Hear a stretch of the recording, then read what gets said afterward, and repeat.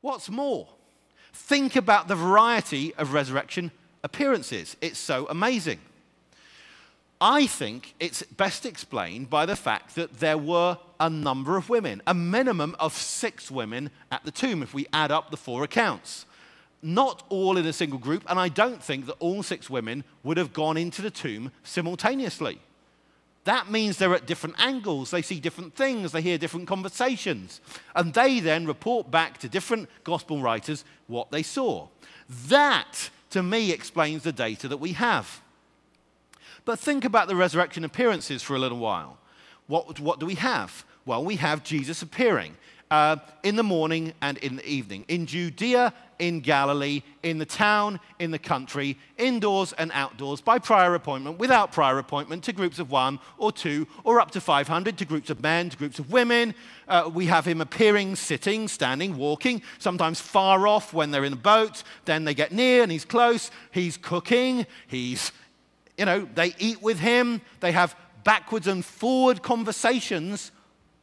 This sort of intensity can't be explained or paralleled with the sort of religious experiences people might talk about. Having seen a ghost somewhere in a dark, creaky old house, or seeing some statue moving very slightly when they stare at it, or gazing at the sun for long enough until they see some figure in it. It's not the same thing. The intensity here means that either you have a whole load of people who are lying, or you have a whole load of people to whom something remarkable really did happen. That, to me, is a pretty strong evidence for the resurrection. And together, I would say, the combined effect of the empty tomb and the resurrection appearances is what we need to take note of. Now, someone might say, but miracles don't occur. Famously, the person who wrote about miracles and made the argument against miracles was David Hume, the philosopher, who said basically the problem is they occur so infrequently, or claim so infrequently, that makes them less trustworthy. Our belief in something should be proportionate to how regular something occurs. Or, as he says, the evidence resulting from human testimony admits of diminution, gets less, greater or less in proportion as the fact is more or less unusual. He says, a miracle is a violation of the laws of nature, and as a firm and unalterable experience has established these laws, the proof against a miracle from the very nature of the fact is as entire as any argument from an experience can possibly be imagined. Or, as it might be put in another occasion, no miracle has ever been attested by enough really sensible people with enough education for us to believe it. Humans are basically gullible. There are more miracles around when people are less educated or less civilized. And anyway, if one religion has some miracles, what about all the other religions? Don't their miracle claims count against the claims of the first one? Or as it might be put in more modern terms, isn't anything more probable than a miracle? I mean, any explanation would be better, wouldn't it? Or as Carl Sagan said, extraordinary claims require extraordinary evidence. Or, some people might say, science couldn't work if some of the natural laws that we assume are violated. And besides, assuming natural laws is actually very beautiful and simple. You've got one system to explain everything. The moment you allow some sort of violation of that, miracles upset the order of things. So there are a number of ways that people might attack miracles. Well, I just want to respond briefly to those. Firstly, of course, your prior or antecedent beliefs, the beliefs you have beforehand, really do make a huge difference to how probable you judge something or how extraordinary you judge something to be. If you don't believe there's a God, then, of course, a miracle is always going to seem almost infinitely improbable. However, if you believe in the God of the Hebrews and that he did great things, is it really improbable that in his people at a particular time something really remarkable would happen? I don't think it is so improbable. So again, your prior beliefs affect your judgment of what is probable or even extraordinary. So that slippery word that Carl Sagan said about extraordinary beliefs requiring extraordinary evidence is not really so simple. What's more, sometimes you need to make a decision based on pretty limited evidence. Let's say you're in business, you're about to do some really great deal, some takeover or some merger, whatever it is, some huge deal that's going to go on, and then you suddenly get a call on your cell phone. And it's from an unknown number, but the voice at the other end says, "This is the police. I'm afraid a member of your family has been involved in a terrible accident. Will you please come straight away?" How much evidence do you have that that person is not having you on? Not very much. You could ask them some questions just to try and verify that what they say is true, but time is short, so you're probably not going to do it. So at that stage, based on pretty limited evidence, if you're a responsible person, you are going to drop whatever deal, whatever beautiful thing you were about to do, and go and see that family member, aren't you? Sometimes the urgency of a situation requires you to act on pretty limited evidence. Now, I just say this because some people think that when they're dealing with questions of God, that they just have all the time in the world. And I want to say that's not true. People are often making decisions to commit themselves in a deep relationship to someone based on extremely limited evidence. Isn't that true? People, I mean, how much evidence do you have of how that person will behave in the future? I mean, some people don't even bother collecting much evidence on what they have done in the past, do they? So you think about that.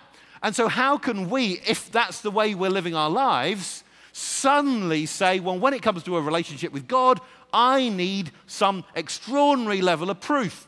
I think there's an inconsistency there, which we can call attention to. What's more, when Hume argues against miracles, he basically says, unless you coerce me to believe in a miracle, I am not going to believe. He says, what would make me believe in a miracle? Well, if there was some unexplained darkness over the whole earth for 8 days, no one could explain it, then I'd believe. So if there was an unexplained darkness for 7 days, you wouldn't? I mean, what exactly do you mean? Why do you set that standard there? Given the right background beliefs, of course, the evidence for the resurrection is really very strong. My argument is that if you don't believe in the resurrection, you're constantly going to have to be reading the evidence against the grain. What's more, miracles are not a disturbance of order, but in fact a sign of order, as I hope to come on to in my last point. The third leg of the stool, which is, very simply, everything else about Jesus. Okay, I wasn't going to give you anything profound tonight. Everything else about Jesus. That's my final argument. You see, we've got two lines of argument together. The empty tomb and the resurrection appearances. Okay? Those two things are quite striking. If they were said about anyone in the past with the amount of evidence that we have in the New Testament, we should take that seriously. But I want to say they aren't just about any old person. They're actually about a person about whom we can establish a number of important things quite independently. You see, we can verify many things about Jesus using a normal historical method, and we can establish these things. Now, each one of these things, if I really want to be hyper-skeptical, I can debate. But what I'm having to do if I do that is each time read the evidence in a less than natural way. And so the pattern is that I'm trying to avoid an obvious conclusion. What can we establish? Well, firstly, that Jesus was already famous before these events were recorded of him. I don't think that's a particularly controversial statement. He was already believed to be Messiah. Many scholars, skeptical scholars, believe that he already thought that he was the Messiah and that other people already thought he was the Messiah. That seems the most obvious explanation for why he would have come in on a donkey as we celebrate on Palm Sunday. Now that's a striking thing, because it means it's not just that you've got a resurrection about a random person. You've got a resurrection about a person who already is seen by some and may see himself to be the climax of all of God's plans. Well, that's quite a striking thing. It's not just a random person, you see. What's more, he was already believed to have performed miracles. More miracles are reported about Jesus of Nazareth than about any person from that period. What's more, he was already at an early stage, believed to have been descended from David and to have been born in Bethlehem. You might say, well, maybe those bits in the New Testament were made up afterwards. Well, let's say maybe they were. But think about this. We already have in non-Christian sources Jesus being worshipped by the end of the first century. Within the Christian sources, it's even earlier. What's more, we can say that if you say the bit about Jesus being born in Bethlehem, recorded in Matthew and in Luke, was made up later, I want to know when. You see, it's pretty difficult to imagine it happening in the first 30 years of Christianity because guys like James, Jesus' brother, was around leading Christianity. I'm a younger brother, and I think I know where my older brothers were born. Why? Because we've been talking about it in our family for a long time. So it'd be pretty hard to start changing a story as basic as where someone was born. I mean, has anyone here ever changed the story of where they were born during their lifetime? I mean, I've been telling people, when people ask, where was I born? I've been saying London all of my life. You know, I actually have never met anyone who's changed the story of where they were born. But maybe there are such people. But it's a pretty difficult thing to do. And yet, if you say, well, maybe the story about Jesus being born in Bethlehem was made up, 30 or 40 or 50 years after Christianity began, there are so many Christians around the place. Imagine them after they're, getting strung up on crosses and burned, or whatever, going to people who are in that sort of pressure and saying, hey, that person we've been telling you about and you've been, risking your life for, those stories we said about him being born in Nazareth? Actually, the new story is it's Bethlehem because that fits better with a bit of the Old Testament. It just doesn't really work. What's more, it's agreed historically that Jesus died at Passover, this time that we remember now, which is, of course, the time when the Jews remembered the greatest deliverance that God had ever made of them. So if you're going to choose a time to die, which is going to be the best possible time to sweep up all the symbolism of what God's done in the Old Testament, that's as good as you can get. And just by sheer coincidence, that's when Jesus died. What about his teaching? Another remarkable thing about Jesus is his teaching. We know the golden rule. I do not read Chinese, but I thought it was pretty, so I put this up. Confucius came up with a saying about 500 years before Jesus that what you do not want yourself, do not force unto others. That was what we might call a negative golden rule. A rabbi around the time of Jesus put it this way: that which is hateful to you, do not do to your fellow. That's the whole law. How does Jesus put it? Jesus puts it like this: whatever you wish that others would do to you, do also to them, for this is the law and the prophets. Now there we can see Jesus has the positive golden rule, and no one had come up with that before him. Okay? Now you might say, how do I know Jesus said that rather than one of his disciples put it on his lips? Well, let's say we don't know that. Either way, there's something remarkable about Jesus. Either he said that most remarkable ethic, which has often been regarded the highest ethic that's ever been put down in such a pithy way, or he just, by sheer coincidence, happened to have a brilliant disciple who made it up. I mean, either way, there's something remarkable attached to Jesus. I mean, maybe he had genius disciples who made up stories like the Good Samaritan and the prodigal son and so on. But that was very lucky of him, wasn't it? So you see lots and lots of coincidences about Jesus, you see? I want to show you another completely independent form of coincidence to end on. And you can see that this is thoroughly independent of all of the other coincidences I've told you about Jesus. And it relates to the time of his death. We know from Tacitus that Jesus died between the year 26 and 36. He died on a Friday, as it's been agreed for a very long time, with a constant lot of celebrations of Good Friday amongst the Christians. To die at Passover time means he must have died at the 14th or the 15th of Nisan, according to Passover time. This is not just that what you have in the four Gospels, it's also what you have in the record of Jewish traditions in the Talmud, which says on the eve of Passover they hung Jesus the Nazarene. So Jews and Christians agree on that. Well, in order for that to happen, when could it happen in years? Well, a friend of mine, Colin Humphreys, who's a professor in Cambridge of science, getting together with an astronomer, has written about this subject, and it's come out in a Cambridge University Press book called The Mystery of the Last Supper. And he goes through all of the possible dates that there could be for this, and he comes to the conclusion that more information is needed. The basic thing is this, that there are two possible dates for when you can have a Friday on one of those two, 14th or 15th Nisan, in the right period. You can go for the AD 30 or AD 33. There are no more possibilities. And yet of those two dates, the AD 33 date is preferable for a number of reasons. Firstly, when we look at Luke chapter 3, verse 1, it tells us that John the Baptist began his ministry in the 15th year of Tiberius. That means in the year 29. And we know that John the Baptist's ministry was nearly ended when Jesus began his ministry. So we have between these two possible dates of Friday the 7th of April in AD 30 or Friday the 3rd of April in AD 33.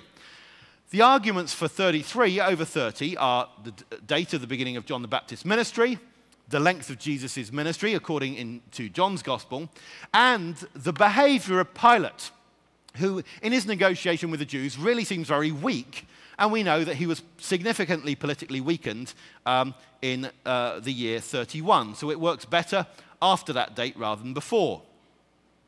So I would conclude that the crucifixion took place on the 3rd of April, AD 33.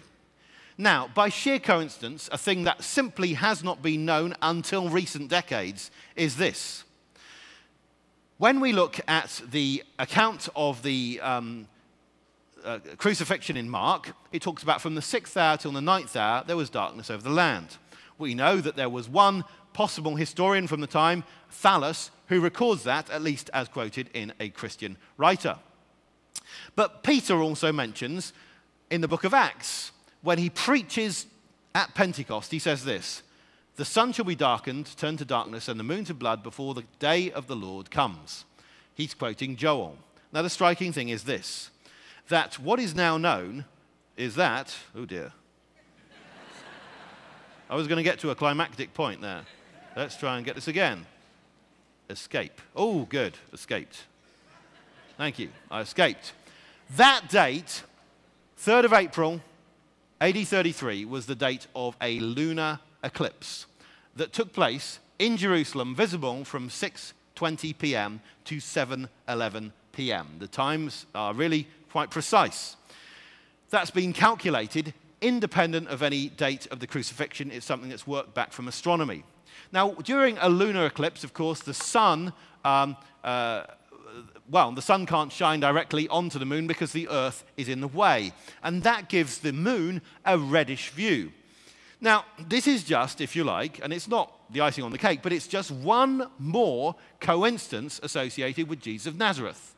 Something that's only recently, in recent decades, been calculated by scientists, that as the crowds were waiting to eat their Passover meal, they would have seen this very peculiar thing go on.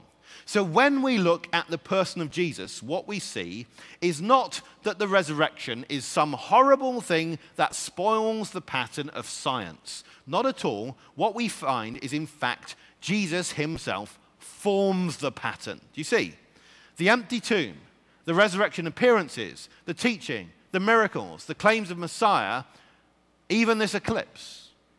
All sorts of things cluster together in a remarkable way upon Jesus.